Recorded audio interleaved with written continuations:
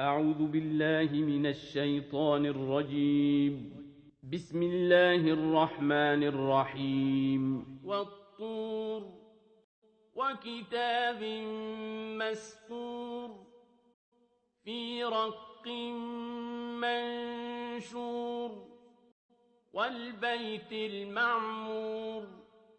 والسقف المرفوع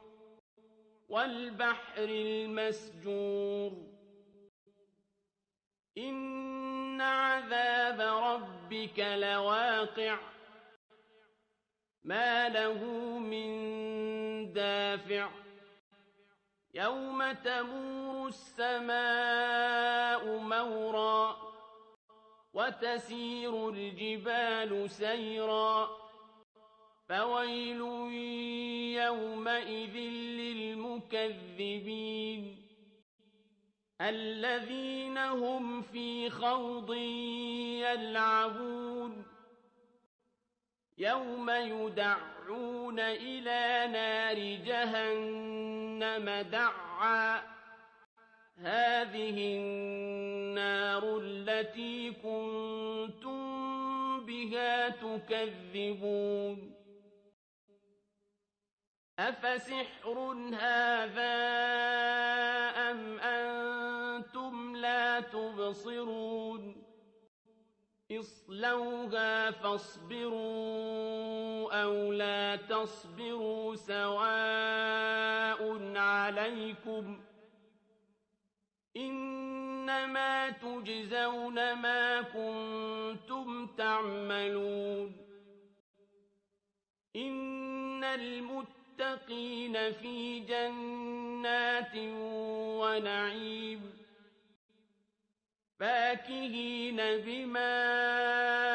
آتاهم ربهم ووقاهم ربهم عذاب الجحيم كلوا واشربوا هنيئا بما كنتم تعملون متكئين على سرر مصفوفة وزوجناهم بحور عين والذين آمنوا واتبعتهم ذريتهم بإيمان ألحقنا بهم ذريتهم وما ألتناهم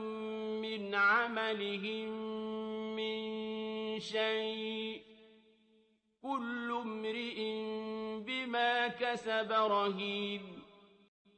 وأمددناهم بفاكهة ولحم مما يشتهون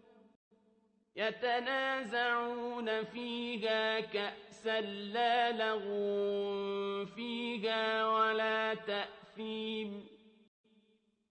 ويطوف عليهم غلمان لهم كأنهم لؤلؤ مكنون وأقبل بعضهم على بعض يتساءلون قالوا إنا كنا قبل في أهلنا مشفقين فمن الله علينا ووقانا عذاب السموم إنا كنا من قبل ندعوه إنه هو البر الرحيم فذكر فما أنت بنعمة ربك بكاهن ولا مجنون أم يقولون شاعر نتربص به ريب المنون قل تربصوا فإني معكم من المتربصين أم تأمرهم أحلامهم بهذا أم هم قوم طاغون أم يقولون تقوله بل لا يؤمنون فليأتوا بحديث مثله إن كانوا صادقين أم خلقوا من غير شيء أم هم الخالقون أم خلقوا السماوات والأرض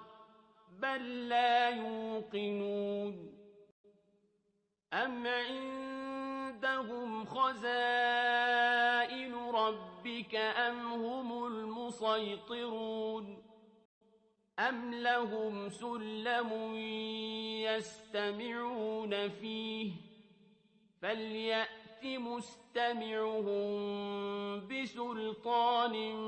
مبين أم له البنات ولكم البنون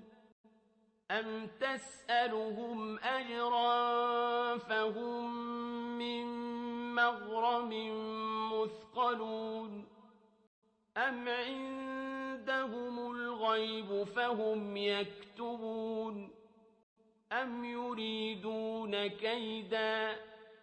فالذين كفروا هم المكيدون أم لهم إله غير الله سبحان الله عما يشركون وإن يروا كسفا من السماء ساقطا يقولوا سحاب مركوم فذرهم حتى يلاقوا يومهم الذي فيه يصعقون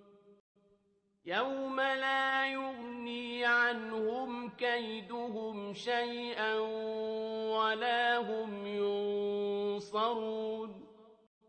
وإن للذين ظلموا عذابا دون ذلك ولكن أكثرهم لا يعلمون واصبر لحكم ربك فإنك بأعيننا وسبح بحمد ربك حين تقوم ومن الليل فسبحه وإدبار النجوم